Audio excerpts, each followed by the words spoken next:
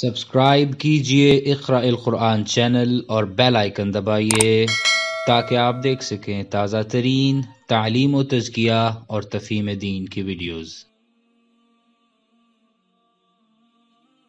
इन्नल हम्दलिल्लाह नहमदुहु व नस्तईनुहु व नस्तगफिरुहु व नऊज़ु बिल्लाहि मिन शुरूरि अनफुसिना व सय्यिआति अमालिना। नऊज़ु बिल्लाहि मिन शुरूरि अनफुसिना व सय्यिआति अमालिना। नऊज़ु बिल्लाहि मिन शुरूरि अनफुसिना व सय्यिआति अमालिना। मन यहदिहिल्लाहु फला मुदिल्ल लहु व मन युद्लिल फला हादिय लहु व अशहदु अल्ला इलाहा इल्लल्लाहु वहदहु ला शरीक लहु व अशहदु अन्ना मुहम्मदन अब्दुहु व रसूलुहु। अम्मा बादु फ़इन्ना खैरल हदीसी किताबुल्लाह व खैरल हदी हदी मुहम्मद सल्लल्लाहु अलैहि वसल्लम व शर्रल उमूरि मुहदसातुहा व कुल्ल मुहदसतिन बिदअह व कुल्ल बिदअतिन ज़लालह व कुल्ल ज़लालतिन फिन्नार। अऊज़ु बिल्लाहि अस्समीइल अलीम मिनश शैतानिर रजीम। क़ाल अल्लाहु तबारक व तआला वलक़द अर्सलना इला उममिन मिन क़ब्लिक फ़अख़ज़नाहुम बिलबअसाइ वद्दर्रा लअल्लहुम यतज़र्रऊन फ़लौला इज़ जाअहुम बअसुना तज़र्रऊ। काबिल एहतराम लायक तकरीम बिरादरान व ख़ाहिरान इस्लाम, हज़रात व ख़वातीन, सामईन और नाज़रीन किराम,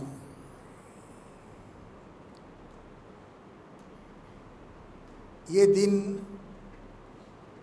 जो ज़िंदगी के हम गुज़ार रहे हैं,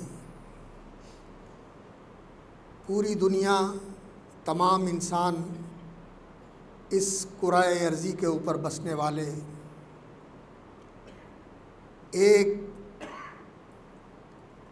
परेशानी और ऐसी आफत के अंदर मुब्तला हैं जिससे हर कोई खौफज़दा है। और ये परेशानियाँ, ये आफतें, ये वबाएँ और इस तरह की मुसीबत की कैफियत, ये इंसानों के आमाल और उनके अखलाक और रवैयों की वजह से रूनुमा होती हैं। और अल्लाह रब्बुल इज़्ज़त की रहमत और उसका हिलम, उसकी दरगुज़र और उसका मुआफ़ करना ये बहुत ज़्यादा है।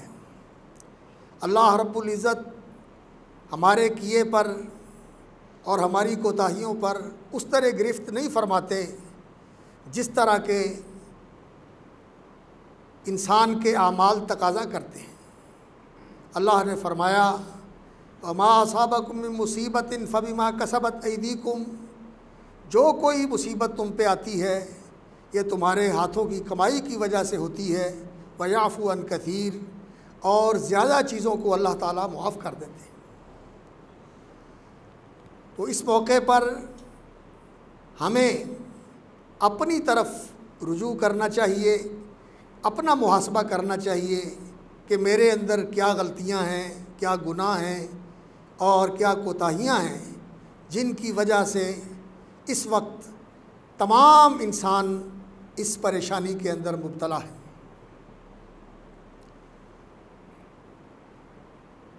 हज़रात गिरामी और काबिल एहतराम मुसलमान बहनों और माँओं और बेटियों, इस वक्त हमें अपना एहतिसाब करना चाहिए। जहाँ जहाँ हमारी ज़िंदगी के अंदर दीन से दूरी, अल्लाह से एराज़ और दीन व शरीयत से लापरवाही और रसूलुल्लाह सल्लल्लाहु अलैहि वसल्लम और अल्लाह के हकाम की मुखालफत मौजूद है, तौबा करनी चाहिए उससे और उसे छोड़कर अल्लाह की बंदगी का अहद करना चाहिए और अल्लाह रब्बुल इज़्ज़त के साथ अपने ताल्लुक़ को दुरुस्त करना चाहिए कि हम हर वक्त अल्लाह से जुड़े रहें, अल्लाह को याद करें और अल्लाह की फर्मा बरदारी का दम भरें और कोशिश करें इस बात की कि कोई लम्हा हमारा अल्लाह की नाफरमानी और गफलत के अंदर न गुज़रे। तो इंशाअल्लाहुल अज़ीज़ अल्लाह बहुत मेहरबान है, अल्लाह की रहमत बहुत वसी है। अल्लाह रब्बुल इज़्ज़त अपने उन बंदों की वजह से जो अल्लाह से इस्तिग़फ़ार करते हैं और जो अल्लाह की तरफ रुजू करते हैं, अल्लाह रब्बुल इज़्ज़त अपनी सारी मखलूक के ऊपर रहम फरमाते हैं। आप लोगों की तौबा और इस्तिग़फ़ार, आप लोगों की दुआएं इंशाअल्लाहुल अज़ीज़ पूरी रूए ज़मीन के लोगों के लिए खैर व बरकत का बायस बनने वाली। और दूसरी तरफ हमारे फ़िक्र और हमारे शऊर के अंदर जो एक मादी ज़हनियत और इल्लत और मालूल, सबब और मुसब्बब, एक्शन और रिएक्शन, ये जो सिलसिला है ये इस कदर जागुज़ी हो गया है, बैठ गया है, जड़ पकड़ गया है कि हमारा अल्लाह की तरफ से ध्यान ही हट गया है।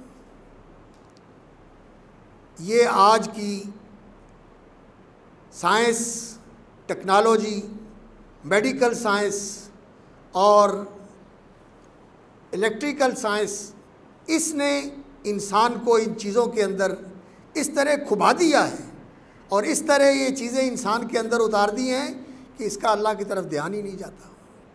अल्लाह रब्बुल इज़्ज़त ने इस ज़मीन पे बसने वाले इंसानों को झंझोड़ा है और उन्हें उनकी औकात बताई है कि देख लो, तुम्हारी तरक्की और तुम्हारी पेशबंदियाँ और तुम्हारी अचीवमेंट्स जो तुमने की हुई हैं, इस एक ऐसे ज़र्रे के सामने आजिज़ और बेबस हैं और अल्लाह रब्बुल इज़्ज़त की ताकत का क्या अंदाज़ा करते हो तुम।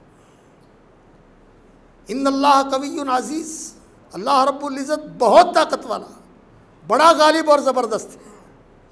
वो एक लम्हे के अंदर जो चाहे कर दे।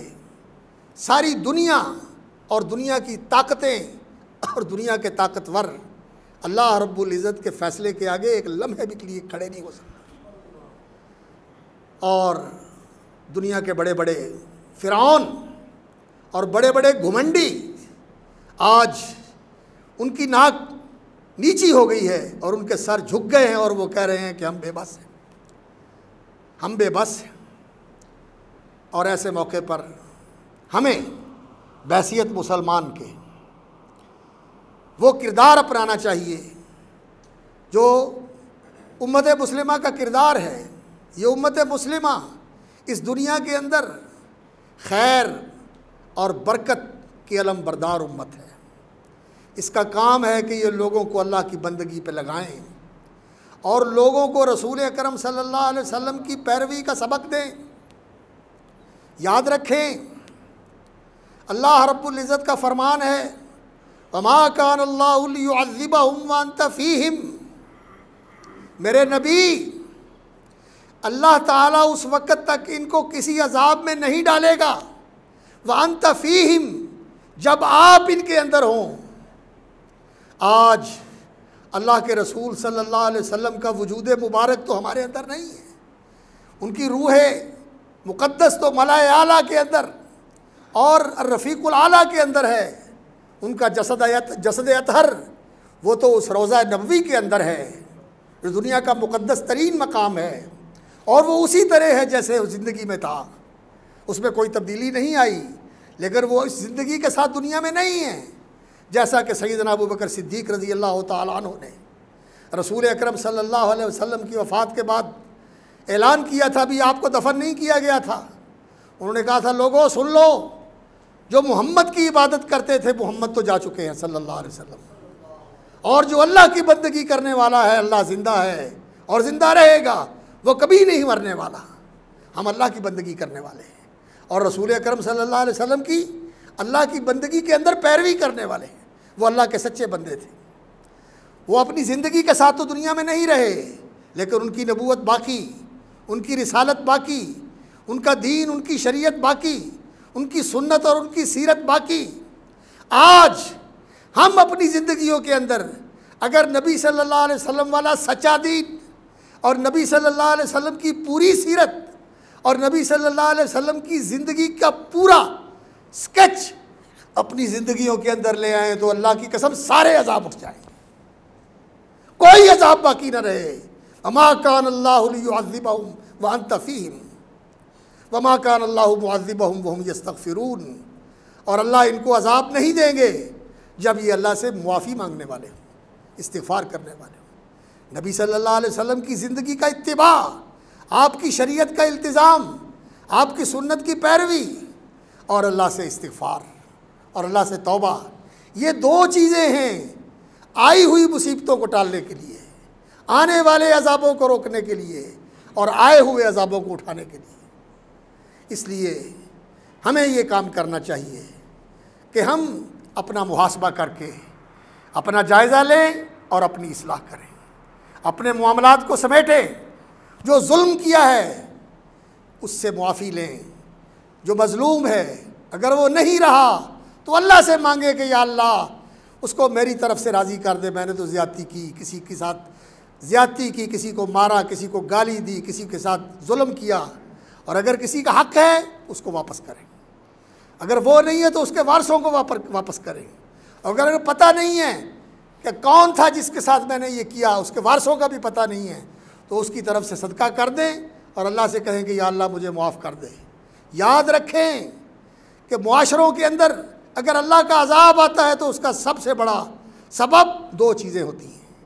एक अल्लाह के मामले में जुल्म जो शिरक है, और अल्लाह की बगावत, अल्लाह के सामने अकड़ना, अल्लाह के सामने सरकश होना, ये जुल्म है, इंसान होकर अल्लाह के सामने अकड़े।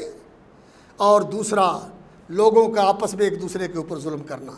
ये दो जुल्म हैं, एक अल्लाह के हक़ में और एक बंदों के हक़ में, जो इंसानों की बस्तियों की तबाही का बायस बनते हैं। वमा कान रब्बुका मुहलिकल कुरा वमा कुन्ना मुहलिकल कुरा इल्ला वअहलुहा ज़ालिमून। और हम बस्तियों को तबाह करते हैं तो सिर्फ़ इस सूरत में कि उसके रहने वाले एक दूसरे पर जुल्म करते हैं, अल्लाह के हक़ में भी जुल्म करते हैं, उसके साथ शिरक करते हैं, उसके सामने अकड़ते हैं, उसको बड़ा बन के दिखाते हैं, और अल्लाह के बंदों के ऊपर भी जुल्म करते हैं।